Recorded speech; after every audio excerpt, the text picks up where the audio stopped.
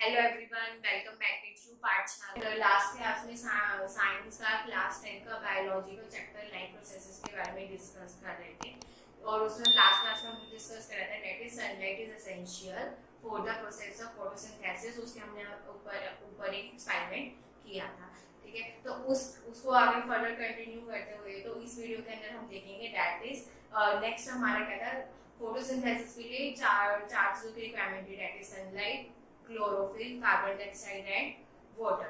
ठीक है, तो फर्स्ट हम एक्सपेरिमेंट कर चुके that sunlight is essential for the process of photosynthesis. So our next is chlorophyll is necessary for the process of photosynthesis. तो हम नेक्स्ट एक्सपेरिमेंट करेंगे that chlorophyll is essential for the process of photosynthesis. उसके लिए first चीज हमें ये जाननी होगी व्हाट आर वैरीगेटेड लीव्स।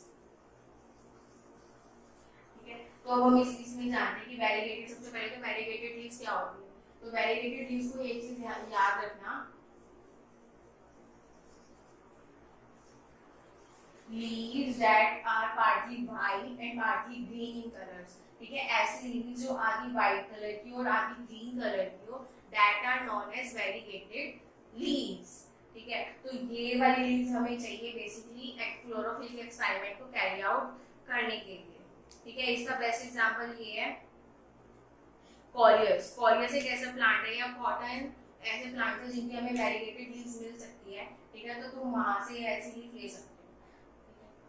तो अब ये जो पार्टली ग्रीन और पार्टली व्हाइट का मतलब क्या है कि व्हाइट पार्ट में क्या होगा, that is it lack chlorophyll, और ग्रीन पार्ट का मतलब क्या है कि दैट इट हैव क्लोरोफिल। मतलब वैरीगेटेड लीव्स का क्या होता है कि partly it have chlorophyll, partly it have no not. ठीक है, तो आधे पार्ट के पास हमारी क्या होती है, क्लोरोफिल होती है, आधे पार्ट के पास क्लोरोफिल नहीं होती। ठीक है, तो हम सबसे पहले हम यही करेंगे कि एक पॉटेड प्लांट लेंगे। ठीक है, हम उसको डार्क रूम में रख देंगे 3 to 4 डेज के लिए। हम उसको पूरी तरह डिस्चार्ज कर लेंगे, फिर हम उसको एक सनलाइट के अंदर लेके आएंगे।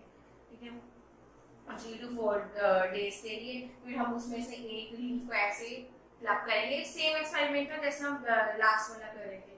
ठीक है, फिर हम उसको तो वैरीगेटेड लीव्स क्या आती है कि जो पार्टली वाइट होती है एंड पार्टली ग्रीन होती है। तो ग्रीन पार्ट मतलब ग्रीन पार्ट होगा जिसके अंदर क्लोरोफिल कंटेन होगी, और व्हाइट पार्ट क्या होगा जिसके अंदर क्लोरोफिल नहीं होगी।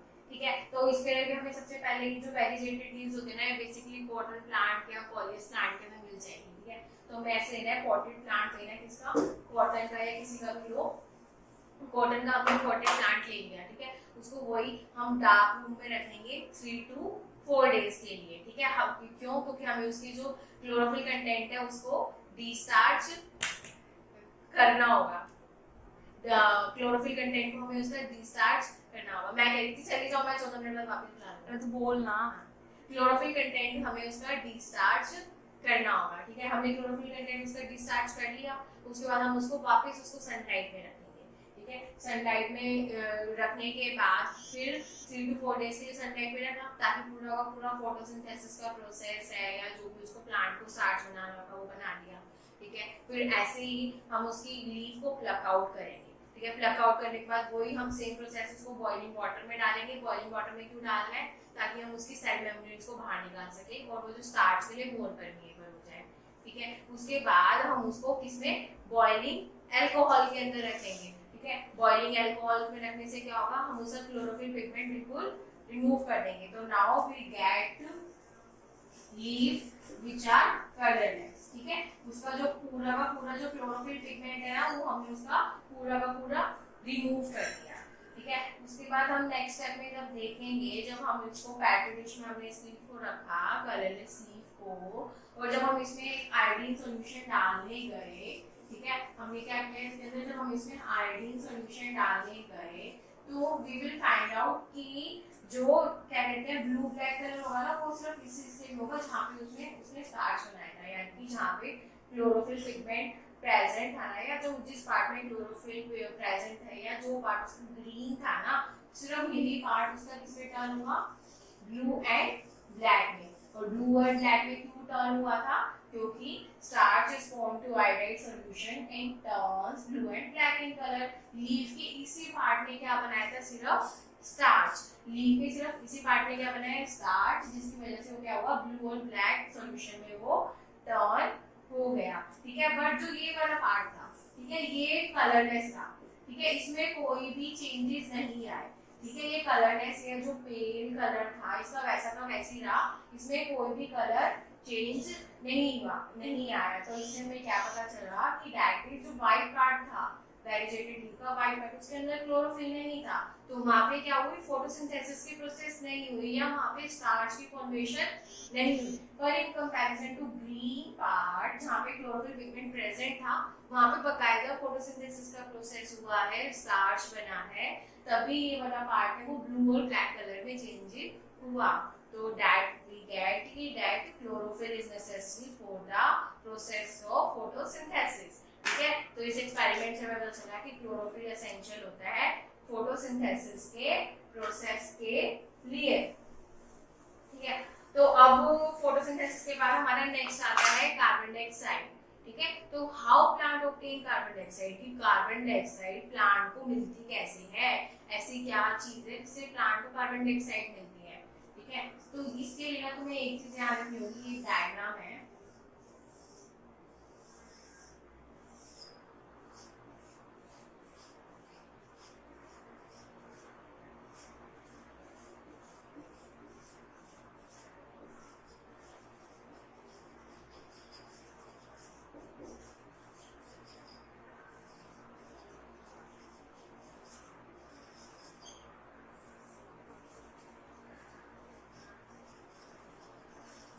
ठीक है, तो अब तुम्हें कार्बन डाइऑक्साइड के लिए तुम्हें तीन टर्म्स का पता होना बहुत जरूरी है, that is chlorophyll, guard cell and stomatal pore. ठीक है, तो व्हाट, अब ये क्या है, ये क्लोरोफिल तो हमें पता है कि तो सनलाइट को अब्सॉर्ब करते हैं, ये ग्रीन कलर के जो पिगमेंट होते हैं वो लीफ के ऊपर प्रेजेंट होते हैं, but what is stomatal pore and guard cell. ठीक है, तो अब ये चीज है कि जो प्लांट कार्बन डाइऑक्साइड ऑब्टेन करता है, ठीक है, प्लांट कार्बन डाइऑक्साइड कहां से ऑब्टेन करता है, with the help of stomatal pore.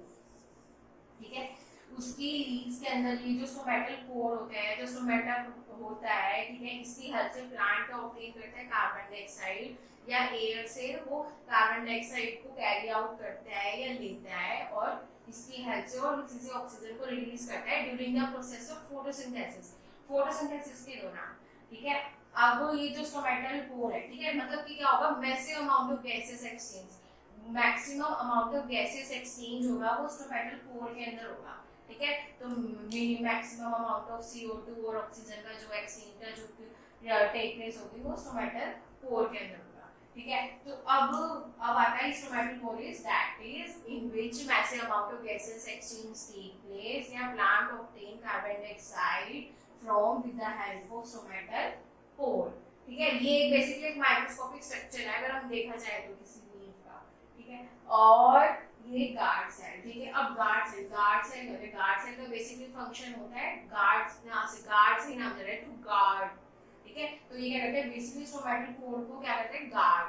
ठीक है, उसको प्रोटेक्शन प्रोवाइड करना या उसको गार्ड करना, और बेसिकली मेन इसका फंक्शन क्या होता है, opening and closing of stomata is guarded by stomatal pore. ठीक है, स्टोमेटल पोर की या तो ओपनिंग या उसकी क्लोजिंग कौन गाइड करता है, दैट इज गार्ड सेल।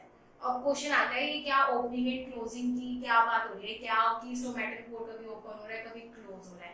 ठीक है, तो लास्ट क्लास में भी हम पढ़ के आए हैं कि जो फोटोसिंथेसिस का प्रोसेस है वो इमीडिएटली नहीं होता, यानी कि एकदम से जो फोटोसिंथेसिस का प्रोसेस नहीं होता, इट टेक्स टाइम। ठीक है, all the processes of photosynthesis does not take place immediately। ठीक है, जैसे कि हमने पढ़ा कि डेजर्ट प्लांट होते हैं वो अपनी जो कार्बन डाइऑक्साइड है एयर से वो नाइट में अब्सॉर्ब कर लेते हैं, बट जो फोटोसिंथेसिस का प्रोसेस है वो सनलाइट में या ड्यूरिंग डे टाइम में वो करते हैं। ठीक है, तो वही बात यहाँ पे आती है कि अब ये जो फोटो कार्बन डाइऑक्साइड वो रात को अब्सॉर्ब करते हैं और दिन में यूटिलाइज करते हैं। ठीक है, तो या कुछ प्लांट्स ऐसे होते हैं कि और रेस्पिरेशन करते रहते हैं बट या ब्रीथिंग करते रहते हैं, बट उनका जो फोटोसिंथेसिस का प्रोसेस होता है वो एक दिन पे नहीं होता।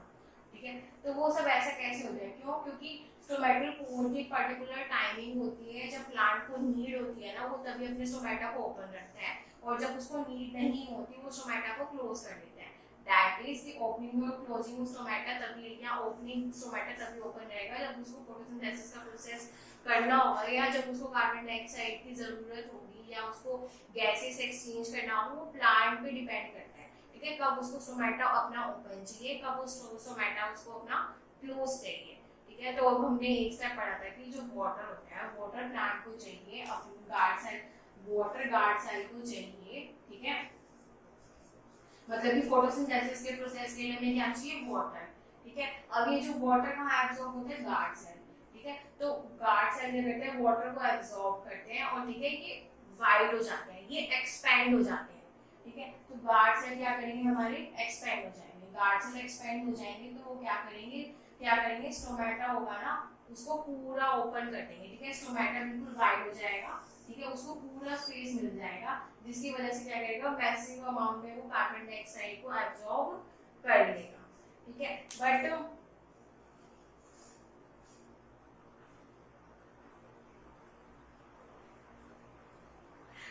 बट पूरा का पूरा मैसिव अमाउंट में कार्बन डाइऑक्साइड को एब्जॉर्ब कर लेगा, ठीक है। बट जैसे ही गार्ड सेल क्या करेंगे, जब उसको वाटर नहीं मिलता है, ठीक है, जब वो वाटर को एब्जॉर्ब नहीं करता, ठीक है, तो क्या करेगा, जो स्टोमेटा होगा वो बिल्कुल ही श्रिंक हो जाएगा। श्रिंक होने से क्या होगा, जो एनवायरनमेंट में जितनी भी कार्बन डाइऑक्साइड प्रेजेंट थी वो उसको एब्जॉर्ब नहीं करेगा, ठीक है। तो मतलब और बिल्कुल क्लोज हो जाएगा, ठीक है। मतलब कि जब उसको स्टोमेटा के ओपनिंग की नीड थी, उसने वाटर को एब्जॉर्ब करा, ठीक है, जिससे वो वाइडन हुआ, ठीक है। पर जब उसको वाटर की नीड नहीं थी, वो स्टोमेटा क्या हो गया, क्लोज हो गया। तो that means the opening and closing of stomata is regulated by guard cell by absorbing water from the surrounding और एनवायरनमेंट, ठीक है। और बेसिकली क्या होता है कि ये जो गार्ड सेल होता है या सोमैटोपोर्स होते हैं, ये लीफ के सरफेस पे ज्यादातर प्रेजेंट होते हैं, तो गैसेस एक्सचेंज जल्दी लीफ के सरफेस से ज्यादा होता है, ठीक है। तो इस तरह से प्लांट होता है, वो कार्बन डाइऑक्साइड को कैरी आउट या कार्बन डाइऑक्साइड को एब्जॉर्ब करता है with the help of stomata, ठीक है। अब हम करते हैं, अब हम पानी पीते हैं। होने वाले 10 मिनट हो गए, 5 मिनट और बोल ले फटाफट। हाँ, एक वीडियो कंप्लीट हो जाएगी। हाँ, फिर मैं आ रही हूँ। अब हम करते हैं कि एक्सपेरिमेंट करते हैं कि carbon dioxide is necessary for the process of photosynthesis. जैसे अभी तक हम लास्ट एक्सपेरिमेंट करके आए क्लोरोफिल, सनलाइट, ठीक है। तो नेक्स्ट इज कि कार्बन डाइऑक्साइड के नेसेसरी है फोटोसिंथेसिस के प्रोसेस के लिए, उसके लिए हमें क्या करना पड़ेगा, वैसे हमें पॉटेड प्लांट लेना होगा जिसकी ग्रीन लीव्स होगी, ठीक है। उसको हमें पहले तो वही डार्क रूम में रख दो, डार्क रूम में हम क्या करेंगे 3 to 4 डेज के लिए रखेंगे, ताकि हम उसकी जो लीव्स के अंदर स्टार्च प्रेजेंट है उसको हम डिस्टार्च कर दें, ठीक है। जब लीव्स के अंदर जो स्टार्च प्रेजेंट है, जब वो डिस्टार्च हो जाएगा, उसके बाद हम उस पॉटेड प्लांट को लेंगे, ठीक है। बेसिकली ना 2 पॉटेड प्लांट रखना,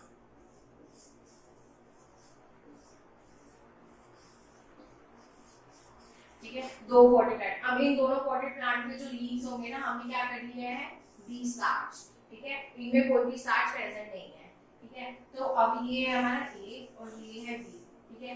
दोनों पॉटेड प्लांट को फिर अब हम सनलाइट में रहेंगे, बट हम दोनों को किसमें रख देंगे, बेल जार के अंदर, ठीक है। हमने एक बेल जार, एक कवरिंग बना दी ग्लास की, जिससे जो सनलाइट है वो इनको मिले, ठीक है। अब दोनों पॉटेड प्लांट को, बट हमें क्या करना होगा, जो A वाला जो पॉटेड प्लांट होगा ना, उसकी अंदर एक वॉश ग्लास रखेंगे, ठीक है। उसके अंदर हम क्या रखेंगे, KOH, ठीक है, KOH रख देंगे उसके अंदर, ठीक है। KOH यानी पोटेशियम हाइड्रोक्साइड का सॉल्यूशन हम इसमें रख देंगे। पोटेशियम हाइड्रोक्साइड का फंक्शन क्या होता है कि जो भी एनवायरनमेंट के अंदर कार्बन डाइऑक्साइड प्रेजेंट होगी ना, उसको एब्जॉर्ब करना। तो पोटेशियम हाइड्रोक्साइड क्या करेगा, पोटेशियम पूरी की पूरी जो एनवायरनमेंट में जो कार्बन डाइऑक्साइड प्रेजेंट होगी उसको क्या कर लेगा, एब्जॉर्ब कर लेगा, ठीक है। तो अब क्या होगा, इस वाले प्लांट की जो कार्बन डाइऑक्साइड है वो तो पूरी पोटेशियम हाइड्रोक्साइड ने एब्जॉर्ब कर ली, ठीक है। तो इस प्लांट को तो कार्बन डाइऑक्साइड मिली ही नहीं, ठीक है, इसको तो मिली नहीं कार्बन डाइऑक्साइड, तो क्या होगा, इसके अंदर क्या होगा, फोटोसिंथेसिस का प्रोसेस नहीं होगा। पर इस वाले प्लांट के अंदर बकायदा फोटोसिंथेसिस का प्रोसेस होगा, क्योंकि इसने क्या पूरी एनवायरनमेंट से क्या इसको पूरी की पूरी कार्बन डाइऑक्साइड मिल चुकी है, ठीक है। इस वाले प्लांट को पूरी कार्बन डाइऑक्साइड मिल चुकी है, ठीक है। अब हम कैसे पता लगाएंगे कि इस वाले प्रोसेस में पार्ट में फोटोसिंथेसिस नहीं हुई या इस वाले में फोटोसिंथेसिस हुई, वही दोनों के लीव्स को प्लग आउट करा हमने। फिर हमने दोनों की लीव्स को बॉइलिंग वाटर में डाला ताकि उनकी सेल मेम्ब्रेन्स क्या हो जाए, रिमूव आउट हो जाए और लीव्स हो जाए वो स्टार्च के लिए और परमिएबल हो जाए। ठीक है, मतलब आयोडाइड सॉल्यूशन के लिए वो और भी ज्यादा परमिएबल हो जाए आयोडाइड सॉल्यूशन के लिए। ठीक है, अब वो आयोडाइड सॉल्यूशन के लिए और भी पोटेशियम हाइड्रोक्साइड है उसकी पूरी कार्बन डाइऑक्साइड को एब्जॉर्ब कर लिया, जिसकी वजह से उसका फोटोसिंथेसिस का प्रोसेस नहीं हुआ। ठीक है, फोटोसिंथेसिस का प्रोसेस नहीं हुआ तो हम कैसे फाइंड आउट करेंगे, वही दोनों की लीव्स को प्लग आउट करा, फिर हमने बॉइलिंग वाटर के अंदर डाला। बॉइलिंग वाटर में डालने से क्या हो जाएगा कि दोनों की लीव जो स्टार्च के लिए मोर परमिएबल हो जाएगी, आयोडाइड सॉल्यूशन के लिए मोर परमिएबल हो जाएगी और उसकी जो सेल मेम्ब्रेन्स है वो रिमूव आउट हो जाएगी। दूसरी चीज उसके बाद हम फिर उसको बॉइलिंग अल्कोहल में डाल देंगे ताकि हम उसकी क्लोरोफिल को रिमूव कर सकें। ठीक है, क्लोरोफिल हम पूरा बॉइलिंग अल्कोहल में डालने से रिमूव हो गया। अब ये दोनों लीव्स क्या होगी, तुम्हारे पास कलरलेस लीव मिल गई। ठीक है, कलरलेस लीव। ठीक है, दोनों की कलरलेस लीव में अब दोनों को पेट्री डिश मिल गया। अब दोनों को तुम आयोडाइड सॉल्यूशन डालो दोनों पे। ठीक है, दोनों का तो ये वाली जो लीव है ना ये कलरलेस रहेगी। ठीक है, बट ये वाली जो लीव होगी ये क्या हो जाएगी, ब्लू ब्लैक कलर में चेंज हो जाएगी। ठीक है, तो ये वाली लीफ हो जाएगी जो ब्लू ब्लैक कलर में चेंज हो जाएगी, बट ये वाली लीफ है वो तो कलरलेस ही रहेगी। तो दैट मींस हमें इससे क्या पता चला कि मतलब कि इस वाली लीफ में स्टार्च इसमें प्रेजेंट है तभी इसने रिस्पॉन्ड किया आयोडाइड सॉल्यूशन के अगेंस्ट और ये ब्लू ब्लैक कलर में चेंज हुआ कि दैट इज स्टार्च, मतलब कि carbon dioxide is necessary for the process of photosynthesis, क्योंकि इस वाले प्लांट को कार्बन डाइऑक्साइड नहीं मिली तो उसका फोटोसिंथेसिस का प्रोसेस भी नहीं हुआ। बट इस वाले प्लांट को बकायदा कार्बन डाइऑक्साइड मिली तो इसका फोटोसिंथेसिस का प्रोसेस हुआ, इसमें स्टार्च की फॉर्मेशन हुई और उसने आयोडाइड सॉल्यूशन के अगेंस्ट रिस्पॉन्ड करा। ठीक है, तो दैट मींस हमें इससे क्या पता चला कि the four main ingredients required for the process of photosynthesis are sunlight, water, chlorophyll and carbon dioxide। और दूसरी चीज जो फोटोसिंथेसिस की साइड है यानी कि क्लोरोफिल कहाँ प्रेजेंट होता है, क्लोरोप्लास्ट के अंदर। These are the organelles present on the surface of leaves which contain chlorophyll pigment। ये chlorophyll pigment किसके अंदर होता है, क्लोरोप्लास्ट के अंदर। ठीक है, तो क्लोरोप्लास्ट के अंदर हमारे क्या होते हैं, हमारे क्या होते हैं, क्लोरोफिल पिगमेंट होते हैं। और क्लोरोप्लास्ट हमें बिल्कुल ही ऐसे दिख जाएगा, ये हमारे किसके अंदर होते हैं, मेसोफिल सेल्स के अंदर। ठीक है, मेसोफिल सेल्स और बेसिकली फोटोसिंथेटिक सेल्स एक ही बात हो गई। इसलिए क्या करते हैं, हमारे क्लोरोफिल पिगमेंट या क्लोरोप्लास्ट को कंटेन करते हैं और क्लोरोप्लास्ट के अंदर क्या होगा, हमारा क्लोरोफिल होगा। क्लोरोफिल की हेल्प से हमारा पूरा का पूरा फोटोसिंथेसिस का प्रोसेस होगा, वो कैरी आउट होगा। ठीक है, तो दैट इज ये क्लोरोफिल। ठीक है, तो side of photosynthesis is chlorophyll. ठीक है, thank you so much guys इस वीडियो को सुनने के लिए। अगर आपके